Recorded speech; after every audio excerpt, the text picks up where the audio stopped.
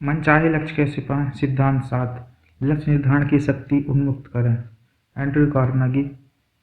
अगर आप प्रसन्न रहना चाहते हैं तो ऐसा लक्ष्य निर्धारित करें जो आपके विचारों को आदेश दे, ऊर्जा को मुक्त करे और आशाओं को प्रेरित करे। एंड्रयू कार्नेगी 1900 के शुरुआत में अमेरिका के सबसे अमीर आदमी थे। एक बार आपको अपने जीवन का लक्ष्य पता चल जाए तो आप अपना सपना सुनिश्चित कर लें और यह साफ कर लें कि आपकी असली ज़रूरतें और इच्छाएं क्या हैं। तब आपको उन्हें सुस्पष्ट नापने योग्य लक्ष्यों और उद्देश्यों में रूपांतरित करना होता है और फिर इस विश्वास के साथ उनके आधार पर काम करना होता है कि आप उन्हें अवश्य उपलब्ध कर लेंगे। सफलता विज्ञान के विशेषज्ञ जानते हैं कि दिमाग ऐसी जैविक संरचना है जो हमेशा लक्ष्य खोजती रहती है। जो भी लक्ष्य आप अपने अवचेतन मस्तिष्क को देंगे वह उसे पूरा करने के लिए रात दिन काम करता रहेगा। कितना और कब तक? यह पक्का करने के लिए कि लक्ष्य आपके अवचेतन मन की शक्ति का स्रोत खोल दे, उसे 2 कसौटी पर खरा उतरना होगा। उसे ऐसे शब्दों में कहा जाना चाहिए कि आप या कोई और व्यक्ति उसे नाप सके। मैं 10 पाउंड वजन कम कर लूँगा, में उतना दम नहीं है जितना मेरा वजन 30 जून की शाम 5 बजे तक 135 पाउंड होगा। दूसरी बात ज़्यादा साफ है, क्योंकि कोई भी 30 जून की शाम 5 बजे आ सकता है और वजन करने वाली मशीन पर नज़र डालकर आंकड़े की तस्दीक कर सकता है। या तो 135 पाउंड होगा या कम नहीं होगा। ध्यान दीजिए, ये 2 कसौटियाँ हैं। कितना कोई नापने योग्य मात्रा जैसे पृष्ठ, पाउंड, डॉलर, वर्ग फीट या अंक, और कब तक एक सुनिश्चित समय और तारीख। अपने लक्ष्यों के सभी पहलुओं के सिलसिले में जितनी अधिक से अधिक संभव हो उतनी सुनिश्चितता से काम लीजिए। बनावट, मॉडल, रंग, वर्ष, विशेषताएं, लंबाई, चौड़ाई, कद काठी, आकार, प्रकार, वजन और रूप और कोई अन्य ब्यौरा। याद रखिए, गोलमोल लक्ष्यों का नतीजा भी गोलमोल परिणाम ही होते हैं। लक्ष्य बनाम अच्छा विचार। जब नापने की कोई कसौटी ना हो तो वह महज ऐसी चीज होती है जिसे आप चाहते हैं, कोई इच्छा, कोई पसंद, कोई अच्छा विचार। अपने अवचेतन मन को सक्रिय करने के लिए किसी भी लक्ष्य या उद्देश्य को नापने योग्य होना चाहिए। आपके सामने बात को स्पष्ट करने के लिए नीचे कुछ उदाहरण दिए जा रहे हैं। अच्छा विचार, लक्ष्य या उद्देश्य। मेरे पास एक अच्छा घर हो तो मुझे अच्छा लगेगा, ये एक अच्छा विचार है। लक्ष्य, मेरे पास मैलिबू, कैलिफोर्निया के पैसिफिक कोस्ट हाईवे पर समुद्र के किनारे 30 अप्रैल 2007 तक 4000 वर्ग फुट का घर होगा। अच्छा विचार, मैं वजन कम करना चाहता हूँ। लक्ष्य या उद्देश्य, 1 जनवरी 2006 की शाम 5 बजे मेरा वजन 185 पाउंड होगा। अच्छा विचार, मुझे अपने कर्मचारियों से बेहतर बर्ताव करना चाहिए। लक्ष्य या उद्देश्य, मैं इस शुक्रवार को शाम 5 बजे तक विभाग में उनके योगदान के लिए कम से कम 6 कर्मचारियों की अनुशंसा करूंगा। विस्तार से लिखिए। विस्तार से लिखिए। अपने लक्ष्यों के सिलसिले में स्पष्ट और सुनिश्चित होने का एक सर्वोत्तम उपाय है उन्हें विस्तार से ब्यौरेवार लिख लेना, जैसा आप किसी काम के आदेश की विशिष्टताएं लिख रहे हों। इसे ईश्वर को या सार्वभौमिक मस्तिष्क से किया गया अनुरोध समझिए। हर संभव ब्यौरे को शामिल कीजिए। अगर कोई खास किस्म का घर है तो आप चाहते हैं आपके पास हो जो आप चाहते हैं आपके पास हो तो उसकी विशेषताएं स्पष्ट और रंग बिरंगे ब्यौरों के साथ लिख डालें। स्थान, परिवेश, फर्नीचर, साज सामान, ध्वनि व्यवस्था और जमीन का नक्शा। अगर मकान की तस्वीर उपलब्ध हो तो उसकी एक प्रति हासिल कीजिए। अगर वह कोई आदर्श परिकल्पना हो तो तसल्ली से अपनी आंखें बंद कीजिए और सारे ब्यौरे भर दीजिए। फिर एक तारीख भी तय कीजिए जब तक आप उम्मीद करते हैं कि आप उसके मालिक बन जाएंगे। जब आप उस सब को लिख लेंगे तब आपके अवचेतन मन को पता चल जाएगा किस पर काम करना है। उसे मालूम होगा कि किन अवसरों की छांट कर उन्हें विकसित करना है ताकि आपको अपने उद्देश्य तक पहुंचने में मदद कर सके।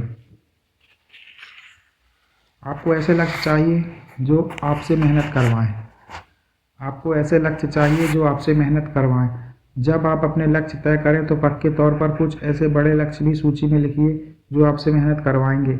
ऐसे लक्ष्यों का होना फायदेमंद होता है जिन्हें हासिल करने के लिए आपको विकास करना बढ़ना पड़ता है। कुछ लक्ष्य ऐसे होने चाहिए जो आपके लिए थोड़ी असुविधा खड़ी करें। क्योंकि अपने भौतिक लक्ष्यों को उन्मत्त करने के अलावा आप अंतिम लक्ष्य जीवन जीने का उस्ताद बनना, और ऐसा करने के लिए आपको नए कौशल सीखने होंगे। क्या संभव है इसकी परिकल्पना को और व्यापक बनाना पड़ेगा। नए संबंध बनाने होंगे और अपनी आशंकाओं, सरोकारों, विचारों और अवरोधों को जीतना होगा। उसके बीच से रास्ता निकालना होगा। एक सफलता सूचक लक्ष्य बनाइए। एक सफलता सूचक लक्ष्य बनाइए। अपनी कल्पना के हर पहलू को एक नापने योग्य लक्ष्य में बदलने के साथ साथ और सभी तिमाही, हफ्तावार और रोजाना के लक्ष्यों के अलावा मैं आपको ऐसे लक्ष्य निर्धारित करने के लिए भी प्रोत्साहित कर रहा हूँ जिन्हें मैं सफलता सूचक लक्ष्य कहता हूँ। ऐसे लक्ष्य जो आपके जीवन और आपके जीवन के लिए एक छलांग सरीखे हों। अधिकांश लक्ष्य हमारे जीवन में क्रमिक सुधारों का प्रतिनिधित्व करते हैं। वे उस तरह के पैतरे होते हैं जैसे आप फुटबॉल के खेल में इस्तेमाल करके 4 गज आगे बढ़ते हैं। लेकिन कैसा लगेगा अगर आप आए खेल के पहले दौर में मैदान पर आएं और गेंद को 50 गज दूर खड़े खिलाड़ी को पास कर दें। यह आपकी प्रगति की मात्रा के लिहाज से एक छलांग होगी। ठीक वैसे ही जैसे फुटबॉल में ऐसे मौके आते हैं जब आप एक ही झटके में मैदान में दूसरी तरफ बहुत आगे तक पहुंच जाते हैं। जिंदगी में भी ऐसे मौके होते हैं जो उसी तरह काम करते हैं, जिनमें बहुत सी चीज़ें शामिल हैं। मसलन 60 पाउंड वजन घटाना, किताब लिखना, लेख प्रकाशित करना, जीतना, ज़बरदस्त वेबसाइट बनाना, अपनी एमए या डॉक्टर की डिग्री पाना, लाइसेंस का मिलना, अपना स्वास्थ्य केंद्र खोलना, अपनी यूनियन या व्यावसायिक संघ का अध्यक्ष चुना जाना, या खुद अपने रेडियो शो का मेजबान बनना। इस एक लक्ष्य को उपलब्ध करने पर सब कुछ बदल जाएगा। क्या इस लक्ष्य को पाने के लिए जोश खरोश से जुट जाना मामूली बात है? क्या इस पर हर रोज ध्यान केंद्रित करना सचमुच महत्वपूर्ण नहीं होगा जब तक कि उसे उपलब्ध न कर लिया जाए? अगर आप एक स्वतंत्र विक्रय प्रतिनिधि होते और आपको यह मालूम होता कि अगर आप ग्राहकों की एक खास संख्या तैयार कर लेंगे तो आपको बेहतर क्षेत्र, भारी बोनस, कमीशन और संभव है कि तरक्की भी मिल जाए, तो क्या आप इस लक्ष्य तक पहुंचने के लिए रात दिन एक न कर देते? अगर आप घरेलू माँ होती जिनका समूचा रहन सहन और आर्थिक स्थिति बदल जाती तो आप किसी नेटवर्किंग बिक्री कंपनी में शामिल होकर हर महीने $1000 अतिरिक्त आय कमाने लगती, तो क्या आप उस लक्ष्य को प्राप्त करने के लिए हर संभव अवसर का पीछा न करती? यही मेरे कहने का मतलब है कि जब मैं सफलता सूचक लक्ष्य कहता हूँ, ऐसी कोई बात जो आपकी ज़िंदगी बदल दे, आपके सामने नए अवसर उजागर कर दे, सही लोगों के संपर्क में ले आए और हर गतिविधि, संबंध या गुट को जिससे आप जुड़े हुए हैं पहले से ऊंचे धरातल पर ले जाए। आपके लिए सफलता सूचक लक्ष्य कौन सा होगा? मेरा सबसे छोटा भाई टेलर फ्लोरिडा में विशेष शिक्षा अध्यापक है। उसने स्कूल प्रशासक का प्रमाण पत्र हासिल करने के लिए अभी एक 5 वर्षीय प्रक्रिया पूरी की है, जिससे कुछ समय बाद आखिरकार आगे चलकर उसके लिए $25,000 प्रतिवर्ष की अतिरिक्त आमदनी की व्यवस्था होगी। यह एक बड़ा कदम है जो उसकी आय को बहुत बढ़ा देगा और स्कूली तंत्र में उसके प्रभाव क्षेत्र की वृद्धि करेगा। मेरे और मार्क हैंसन के लिए एक बेस्ट सेलर पुस्तक लिखना ही सफलता सूचक लक्ष्य था। ऐसी पुस्तक जो सबसे अधिक बिकने वाली पुस्तकों में शुमार की जाए, चीकर्स फॉर द सोल। लिखने के बाद हम कुछ एक छोटे मोटे दायरों में प्रसिद्ध होने से आगे बढ़कर अंतर्राष्ट्रीय ख्याति धरातल पर जा पहुँचे। इस पुस्तक ने हमारे ऑडियो कार्यक्रमों, भाषणों और विचार गोष्ठियों के लिए पहले ही कहीं ज़्यादा मांग पैदा कर दी।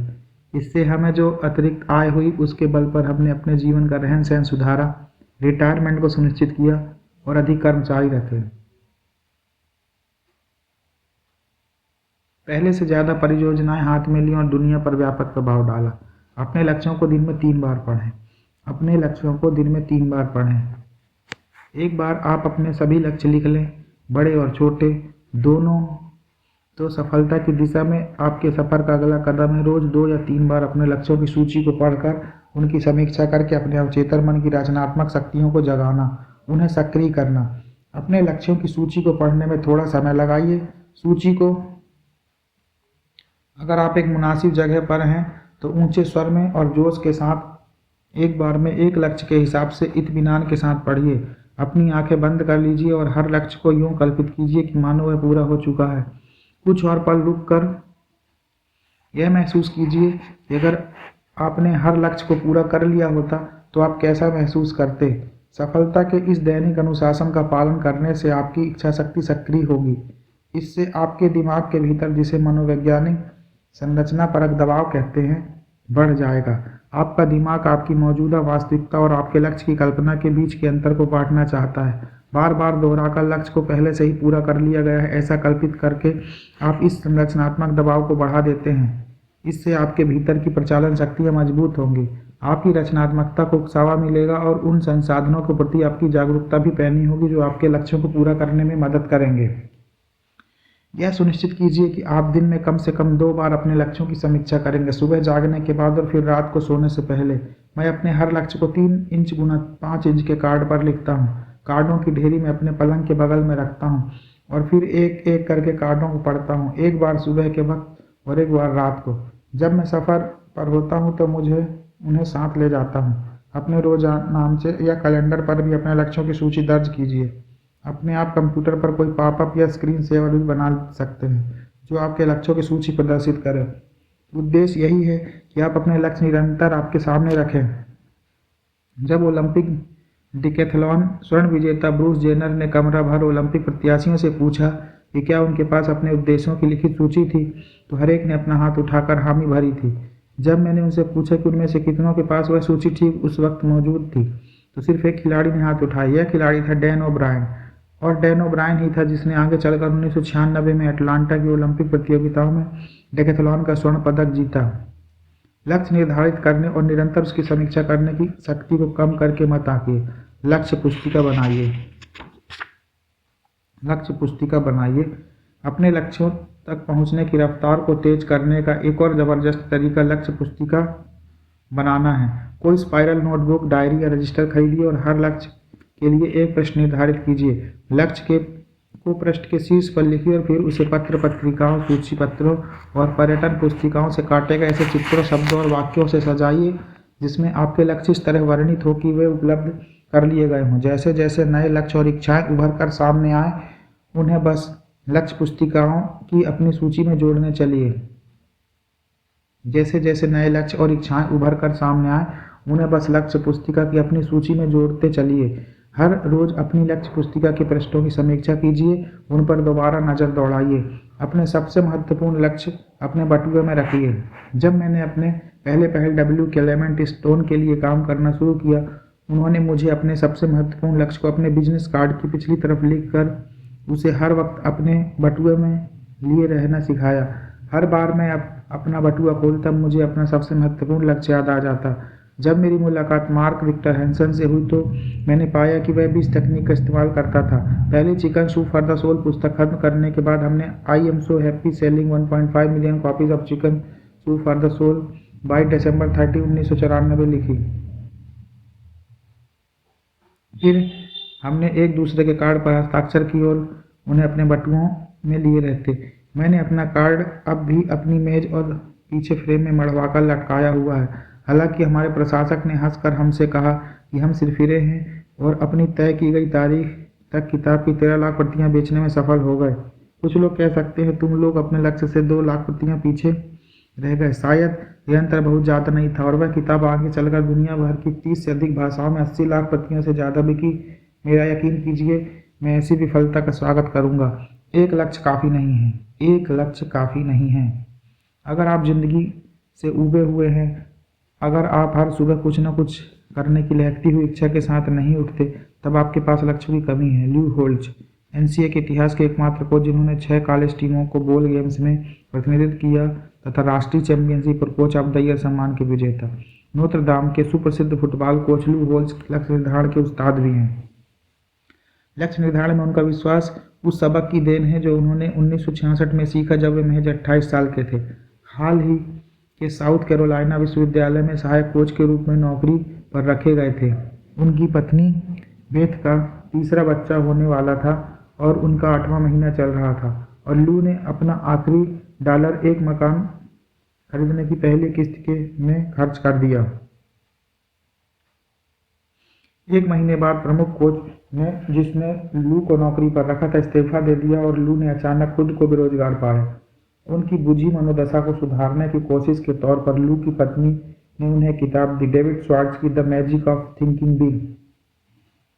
किताब में लिखा था कि आपको वे सारे उद्देश्य लिख लेने चाहिए जो आप अपनी ज़िंदगी में हासिल करना चाहते हैं। लू अपने घर में खाने के मेज पर बैठे। उन्होंने अपनी कल्पना की लगाम ढीली की और देखते ही देखते उन्होंने 107 लक्ष्यों की सूची बना दी जिन्हें वे मरने से पहले पूरा करना चाहते थे। ये लक्ष्य उनकी ज़िंदगी के हर पहलू से संबंधित थे। इसमें राष्ट्रपति भवन, व्हाइट हाउस में भोजन पर आमंत्रित किए जाने से लेकर जॉनी कार्सन के टीवी कार्यक्रम टुनाइट शो में शामिल होना, पोप से मिलने, नोत्रदाम में कोचिंग करने और अपनी टीम को राष्ट्रीय प्रतियोगिता जिताने और गोल्फ में पहली गेंद को छेद में डालने तक सब कुछ सूचीबद्ध था। अब तक लू में इनमें से 81 लक्ष्य पूरे कर लिए हैं, जिसमें पहली ही गेंद को छेद में डालने का लक्ष्य शामिल है, और वह भी एक नहीं दो बार। समय निकालकर ऐसे 101 लक्ष्यों की सूची बनाइए जिन्हें आप अपनी ज़िंदगी में हासिल करना चाहते हैं। उन्हें स्पष्ट और ब्यौरेवार ढंग से लिखिए। यह दर्ज करते हुए कि कहाँ, कब, कितना, कौन सा मॉडल, कैसा आकार, प्रकार आदि। उन्हें 3 इंच बाई 5 इंच के कार्डों पर, लक्ष्यों के पृष्ठ पर या लक्ष्य पुस्तिका में दर्ज कीजिए। हर बार जब आप किसी लक्ष्य को पूरा कर लें, कार्ड पर निशान बना दें और उसकी बगल में विजय लिख दें। मैंने 101 प्रमुख लक्ष्यों की सूची बनाई थी जिन्हें मैं मरने से पहले पूरा करना चाहता था, और मैं 14 वर्षों में उनमें से 58 पूरे कर लिए, जिनमें अफ्रीका की यात्रा, ग्लाइडर पर उड़ान, स्की करना सीखना, ग्रीष्म ओलंपिक प्रतियोगिताएं देखना और बच्चों के लिए एक किताब लिखना शामिल है। ब्रूस ली का पत्र। निर्विवाद रूप से इतिहास का सबसे महान मार्शल आर्ट कलाकार ब्रूस ली किसी भी लक्ष्य घोषित करने की शक्ति को समझता था। अगर आपको कभी न्यूयॉर्क शहर के प्लेनेट हॉलीवुड जाने का मौका मिले तो दीवार पर टंगे उस पत्र को जरूर देखिएगा जो ब्रूस ली ने खुद को लिखा था। उस पर 9 जनवरी 1970 की तारीख पड़ी और मुहर लगी है गोपनीय। ब्रूस ली ने लिखा था, 1980 तक मैं अमेरिका का सबसे जाना माना पूरब का फिल्म का कलाकार बन जाऊंगा और $1 करोड़ अर्जित कर लूंगा, और बदले में हर बार जब कैमरे से रूबरू रहूंगा तब सबसे अच्छे अनुभव का प्रदर्शन करूंगा और मैं शांति और मेल मिलाप के साथ जीऊंगा। ब्रूस ली ने 3 फिल्में बनाई और 1973 में एंटर द ड्रैगन फिल्म आई, जो उसी वर्ष 33 साल की उम्र में उनकी अकाल मृत्यु के बाद प्रदर्शित हुई। फिल्म बेहद सफल रही और ब्रूस ली को दुनिया भर में मशहूर कर दिया। अपने नाम एक चेक लिखिए। 1990 के आसपास एक जिम कैरी फिल्मों में संघर्ष कर रहा था और एक युवा कैनेडियन हास्य कलाकार था और लॉस एंजलिस में अपनी राह बनाने की कोशिश कर रहा था। जब वह अपनी पुरानी टोयोटा गाड़ी को चलाकर मलहालेंड ड्राइव ले गया, वहां अपनी कार में बैठकर नीचे फैले शहर का नज़ारा करते और अपने भविष्य को सजाते हुए उसने अपने नाम $1 करोड़ का चेक लिख दिया।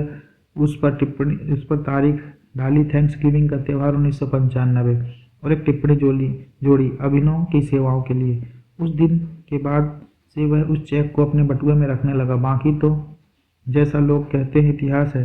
कैरी का आशावाद और लगन अंततः रंग लाई और 1995 तक कैरी का आशावाद और एक Ace Ventura Pet Detective The Mask Dumb and Dumber की सफलता के बाद जिम कैरी का मुआवजा बढ़कर हर फिल्म के लिए $2 करोड़ हो गया।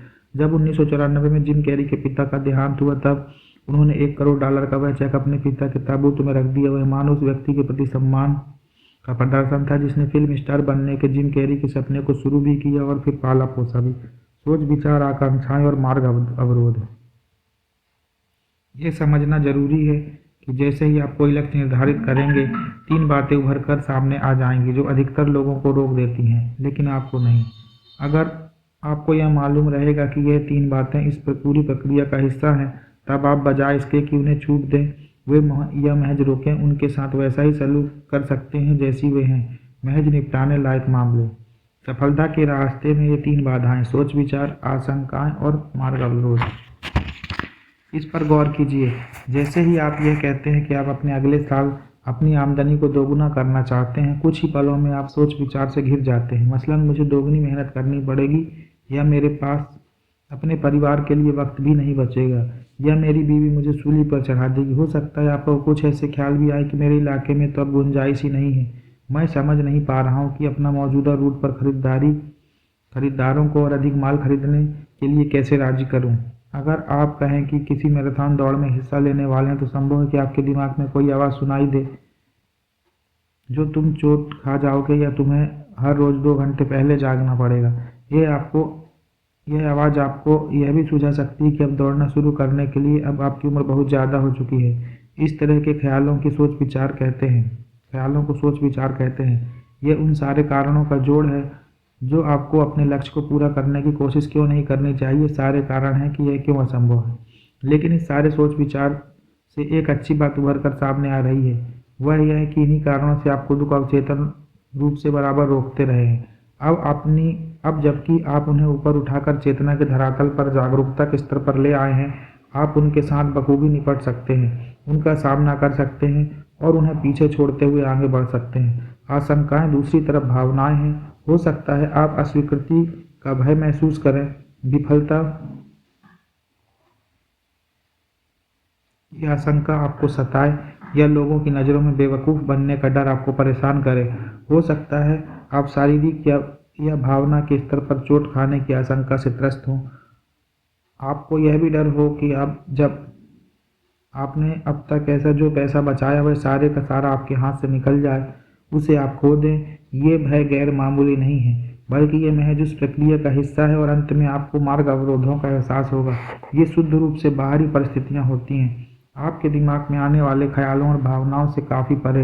एक मार्ग अवरोध यह हो सकता है कि अगर कोई भी किसी परियोजना या काम में आपका साथ ना देना चाहे, और एक मार्ग अवरोध यह हो सकता है आगे बढ़ने के लिए जितने पैसों की जरूरत है वे आपके पास ना हो। शायद आपने दूसरे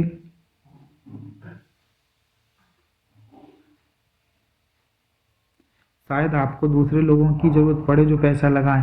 मार्ग अवरोध कुछ इस किस्म के भी हो सकते हैं जो आपको राज्य या राष्ट्रीय स्तर पर ऐसे नियम कानून बना रखे हों जो उस काम में अवरोध पैदा करें जो आप करना चाहते हैं। हो सकता है आपको सरकार के यहाँ अर्जी देने की ज़रूरत पड़े कि नियम बदले जाएं जिससे आपका कदम सुगम हो सके। एक व्यापार उद्धार विशेषज्ञ स्टू लिक्टमैन ने मेन नामक स्थान पर जूते बनाने वाली एक जानी मानी कंपनी को अपने हाथ में लिया जिसकी आर्थिक स्थिति इतनी बुरी थी कि वह लगभग डूबने की थी। कंपनी पर लेनदारों के लाखों डॉलर बकाए थे और लेनदारों का कर्ज चुकाने के लिए जो 20 लाख डॉलर दरकार थी उसके पास उसकी कमी थी। प्रस्तावित उद्धार के तहत स्टू ने कैनेडियन सीमा के पास कंपनी के एक कारखाने का सौदा किया जो इस्तेमाल नहीं हुआ था और जिससे कंपनी को 6 लाख डॉलर मिल जाते, लेकिन कारखाना मेन राज्य के पास गिरवी रखा था और उसे छुड़ाने में जितने सारे पैसे लग जाते जो कारखाना बेचने पर मिलने वाले थे। लिहाजा मेन के राज्यपाल की इस कंपनी की उलझन से अवगत कराने के लिए स्टू ने उनके पास गए। हम या तो दिवालिया होने की घोषणा कर सकते हैं, उन्होंने कहा, जिसका मतलब होगा कि मेन के 1000 निवासी जल्द ही नौकरियां खो बैठेंगे और बेरोजगारों की सूची में दर्ज हो जाएंगे, जिससे सरकार पर लाखों डॉलर का बोझ बढ़ जाएगा। या फिर कंपनी की और सरकार मिलकर कंपनी को जीवित रखने के सिलसिले में स्टू की योजनाओं पर अमल कर सकते हैं, जिससे राज्य की अर्थव्यवस्था को चालू रखने में मदद मिलेगी। लगभग 1000 लोगों को रोजगार मिलता और कंपनी का उद्धार करके उसे किसी दूसरी कंपनी द्वारा खरीदे जाने को तैयार किया जाता। लेकिन इस लक्ष्य को हासिल करने का एकमात्र तरीका था, आपने ठीक अंदाजा लगाया, कारखाने पर राज्य के अधिकार के मार्ग अवरोध को दूर करना। राज्य के हाथों गिरवी रखे कारखाने को छुड़ाने के लिए स्टू ने सीधे उस व्यक्ति से बात करने का फैसला किया जो इस मार्ग अवरोध को हटा सकता था। आखिरकार में राज्यपाल ने कारखाने को गिरवी से मुक्त करने का फैसला किया। बेशक यह संभव है आपको ऐसे मार्ग अवरोधों का सामना ना करना पड़े जिसे हटाने के लिए आपको राज्यपाल से मिलने की जरूरत पड़े, लेकिन फिर भी यह संभव है कि आपका लक्ष्य इतना बड़ा हो कि आपको ऐसा करना पड़े। मार्ग अवरोध सिर्फ ऐसी रुकावटें हैं जो दुनिया आपकी राह में खड़े करती है। जब आप खुले में कोई संगीत सभा आयोजित करने वाले होते हैं तो बारिश होने लगती है, आप कैंट जा बचना चाहते हैं और आपकी पत्नी नहीं चाहती, आपको जिस आर्थिक सहारे की जरूरत होती है वह आपके पास नहीं होता, आदि आदि। मार्ग अवरोध महज असली दुनिया की परिस्थितियां हैं जिनके साथ आपको आगे बढ़ने के लिए निपटना पड़ता है।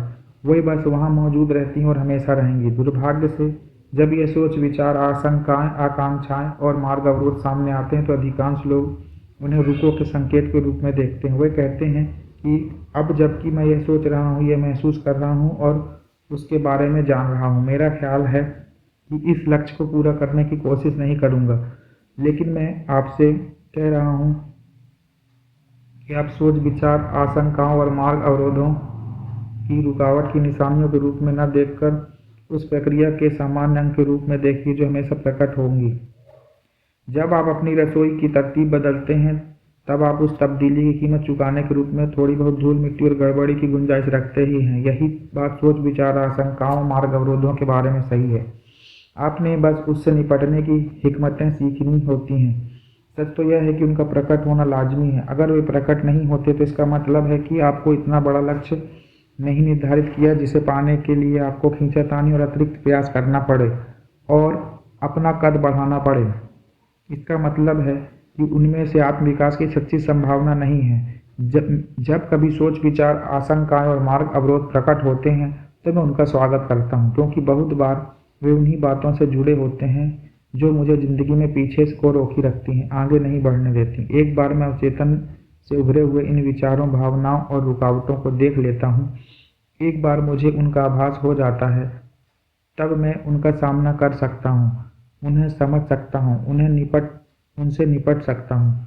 जब मैं ऐसा करता हूँ, मैं उस अगली मुहिम के लिए जिसे मैं हाथ में लेना चाहता हूँ बेहतर ढंग से तैयार हो जाता हूँ। महारत ही लक्ष्य है, महारत ही लक्ष्य है। जिम रोहन, आपको ऐसा लक्ष्य निर्धारित करना चाहिए जो इतना बड़ा हो कि उसे हासिल करने की प्रक्रिया में आप ऐसे व्यक्ति बन जाते हैं जैसा बनना श्रेयस्कर है।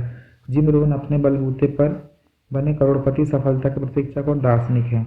निश्चय ही ये सब सोच विचार, आशंकाओं और मार्ग अवरोधों पर विजय पाने का अंतिम लाभ वे भौतिक पुरस्कार नहीं है जो आपको हासिल होते हैं, बल्कि वह निजी विकास है जो इस प्रक्रिया में आपका होता है। पैसा, कार, मकान, सैलानी, किश्तियाँ, आकर्षक जीवन साथी, ताकत और शोहरत, यह सब छीन सकता है कभी कभी पलक झपकते, लेकिन जो चीज़ कभी नहीं छीनी जा सकती वह है जो आप अपने लक्ष्य को प्राप्त करने की प्रक्रिया में बन गए होते हैं। बड़े लक्ष्य को पूरा करने के लिए आपको बड़ा आदमी बनना ही होगा। आपको नए कौशल, नए रवैये, नई क्षमताएं विकसित करनी होंगी। आपको अपने हाथ पैर बढ़ाने होंगे और ऐसा करने में आपकी पहुंच हमेशा के लिए लंबी हो जाएगी। 20 अक्टूबर 1991 को एक विनाशकारी आग ओकलैंड और बर्कले, कैलिफोर्निया के ऊपर की खूबसूरत पहाड़ियों से होकर लहकती चली गई। 10 घंटे के ऊपर अरसे के दौरान हर 11 सेकंड पर एक इमारत को सुलगाती हुई, 2800 कारों और फ्लैटों को पूरी तरह ध्वस्त करती हुई, मेरे एक मित्र जो लेखक भी हैं अपना सब कुछ गंवा बैठे। उनमें उनका पुस्तकालय, शोध सामग्री से भरी फाइलें और एक पुस्तक जो वे लिख रहे थे उसकी लगभग पूरी की गई पांडुलिपि शामिल थी। हालांकि वे निश्चय ही कुछ समय के लिए सदमे में रहे, लेकिन जल्द ही उन्होंने यह महसूस किया कि हालांकि उनका सब कुछ आग में नष्ट हो चुका है जो वे अंदर से बन चुके थे। सब कुछ जो उन्होंने सीखा और अपनी किताबों को लिखने और प्रचारित करते हुए तमाम कौशल और आत्मविश्वास उन्होंने विकसित किया था, वह सब का सब अब भी उनके भीतर था और कोई आग उसे जला नहीं सकती थी। आप भौतिक चीज़ें गंवा सकते हैं, लेकिन आप अपनी महारत या दक्षता कभी नहीं गंवा सकते। यह वह सब जो आप सीखते हैं और अपने लक्ष्यों को प्राप्त करने की प्रक्रिया में आप बन जाते हैं। मेरा विश्वास है कि हम धरती पर जो कुछ करने के लिए आए हैं उसका यह एक अंग है कि हम अनेकों कौशलों में प्रवीण बने, उनमें महारत हासिल करें। ईसा मसीह ने पानी को मदिरा में बदल दिया था, लोगों को रोग मुक्त किया था जो पानी पर चले थे और जिन्होंने तूफानों को शांत किया था। उन्होंने कहा था कि आप और मैं